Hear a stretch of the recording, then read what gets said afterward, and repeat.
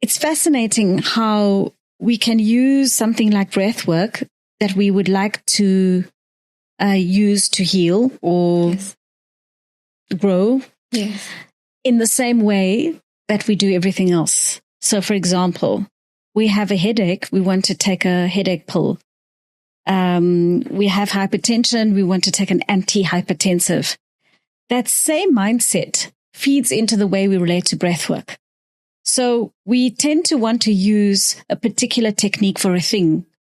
If I feel this, I want to do this practice. If I feel anxious, then I want to do a practice that's going to bring anxiety down. If I feel tired, I want to use a practice that brings energy up. Okay. Guilty. Well, not guilty, just I'm aware. Yes. We're aware. Yes. We're aware. Yes. Guilt is a useless emotion. Yeah. Okay. Oh, yeah. Thank you for. We are all experiencing the same things. Yeah. I know because I experience it in myself. And so what I have come to realize is how the body is constantly communicating to us. Okay.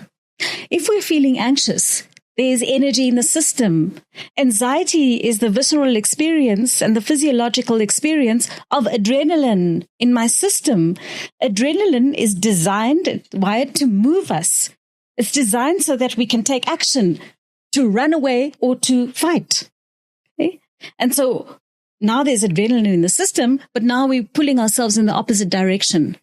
What happens to that adrenaline? It's still in the system. Interesting. Okay. Yes. So if we recognize that, okay, I'm experiencing the sensations that I associate with anxiety, and I understand physiologically what's happening, then I can use a practice that is going to move my body in that direction to discharge that energy. And once that energy has been discharged, then my nervous system returns to its baseline relaxed state. So rather than doing a calming practice when I'm experiencing anxiety, I do an energizing embodied practice that gets my body to move. If I'm feeling really tired, okay, sometimes it's not possible for me to lie down and do a body scan, but I can recognize I'm tired. My body is seeking rest.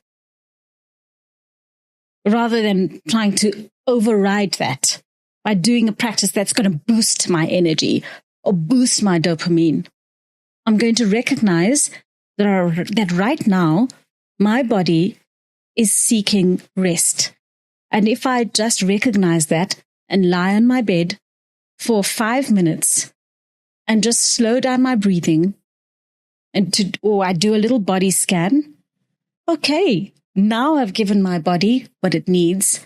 And there's a natural rise of energy that gets me to get on with my day. This is really like crazy paradigm shift for me. Like, yes, of course. Why did I think otherwise? Because I do that.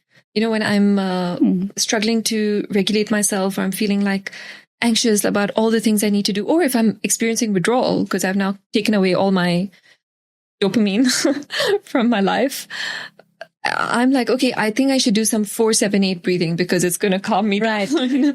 I should just and it works, it works. And maybe that's why it just works for like an hour or like 10 minutes. That makes so much sense. So, well, I think the first thing is to recognize what's happening in my body. Where am I feeling that sensation? Yeah. Okay. So where am I experiencing tiredness? Where am I experiencing tension? So to get really good at naming and feeling and sensing, what is my body communicating?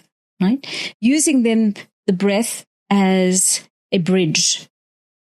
So what I mean by that is bringing consciousness to where that story is living in my body or where that habit of tension is, and almost giving permission for that place to breathe.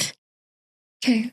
It's intentional. So it's intentional, and I'm directing breath towards it. And perhaps if there's anxiety, I can just do a few energizing breaths, maybe even some movement to move energy out of my system, and then enjoy a natural calm that follows. And so that's how you would treat somebody who is, or that's what you would prescribe to someone who's maybe trying to get off their dopamine seeking. Yeah. Yes. To realize that actually the feeling that we seek, we can achieve without the external substance. Thanks for listening today. I hope you found today's episode insightful and inspiring. If you enjoyed this episode, please subscribe, leave a review, and share it with a friend. Subscribing helps a new podcast like ours immensely. And until next time, don't be a sheep, keep questioning, stay curious, and never stop exploring the extraordinary.